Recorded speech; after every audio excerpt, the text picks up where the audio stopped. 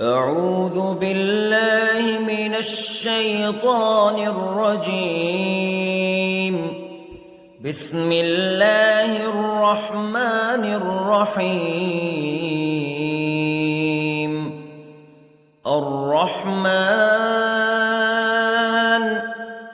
علم القرآن خلق الإنسان علمه البيان.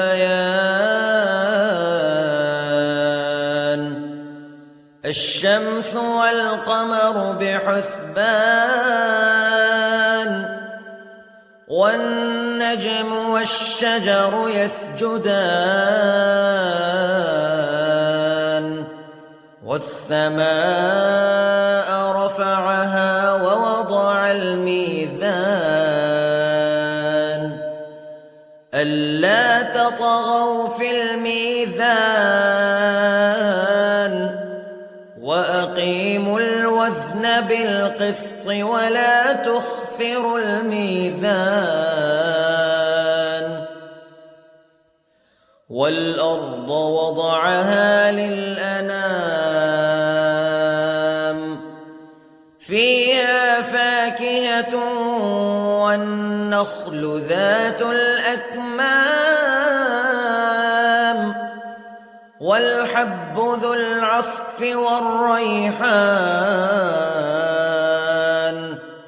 فبأي آلاء ربكما تكذبان. خلق الإنسان من صلصال كالفخار وخلق الجان من مارج من نار فبأي آلاء ربكما تكذبان. رب المشرقين ورب المغربين فبأي آلاء ربكما تكذبان. مرج البحرين يلتقيان بينهما برزخ لا يبغيان فبأي آلاء ربكما تكذبان. يخرج منهما اللؤلؤ والمرجان فبأي آلاء ربكما تكذبان. وله الجوار المنشآت في البحر كالأعلام فبأي آلاء ربكما تكذبان. كل من عليها فان ويبقى وجه ربك ذو الجلال والإكرام فبأي آلاء ربكما تكذبان. يسأله من في السماوات والأرض كل يوم هو في شأن فبأي آلاء ربكما تكذبان.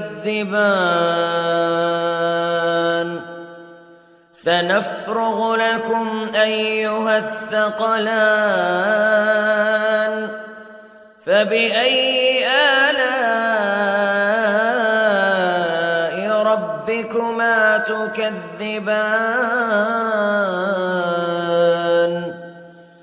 يا معشر الجن والإنس استطعتم أن تنفذوا من أقطار السماوات والأرض فانفذوا لا تنفذون إلا بسلطان فبأي آلاء ربكما تكذبان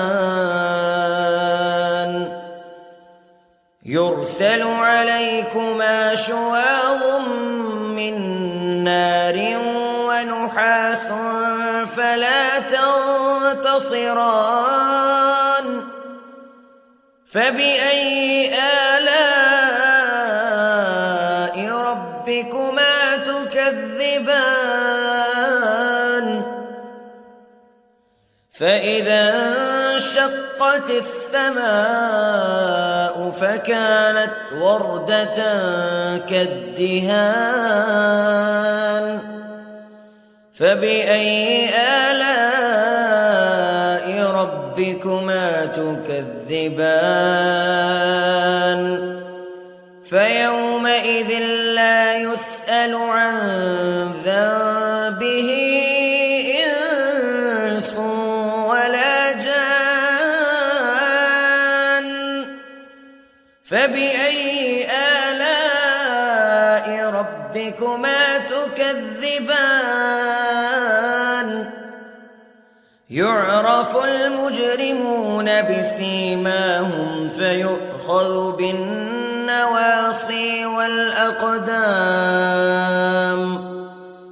فبأي آلاء ربكما تكذبان هذه جهنم التي يكذب بها المجرمون يطوفون بينها وبين حميم آن فبأي آلاء ربكما تكذبان ولمن خاف مقام ربه جنتان فبأي آلاء ربكما تكذبان ذواتا أفنان فبأي آلاء ربكما تكذبان فيهما عينان تجريان فبأي آلاء ربكما تكذبان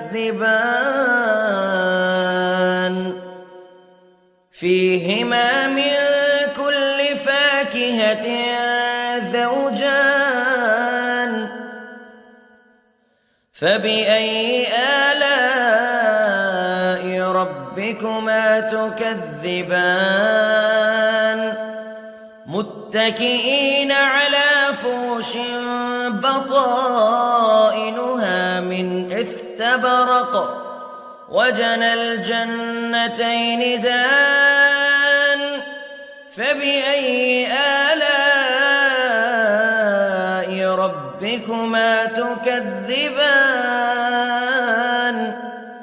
فيهن قاصرات الطرف لم يطمثهن إنس قبلهم ولا جان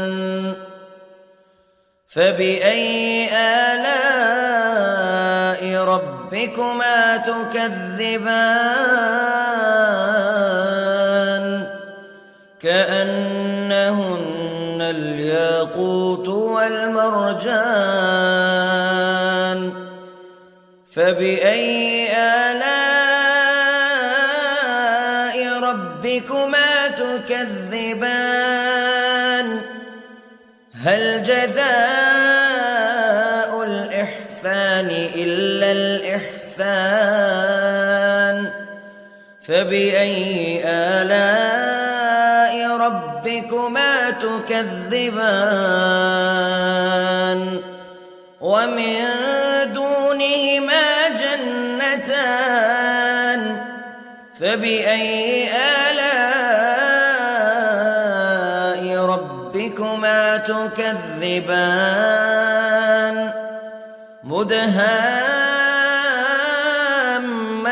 مدهامتان فبأي آلاء ربكما تكذبان فيهما عينان نضاختان فبأي آلاء ربكما تكذبان فيهما فاكهة ونخل ورمان فبأي آلاء ربكما تكذبان فيهن خيرات حسان فبأي آلاء ربكما تكذبان حور مقصورات في الخيام فبأي آلاء ربكما تكذبان لم يطمثهن إنس قبلهم ولا جان فبأي آلاء ربكما تكذبان متكئين على رفرف خضر وعبقري حسان فبأي آلاء ربكما تكذبان تبارك اسم ربك ذي الجلال والإكرام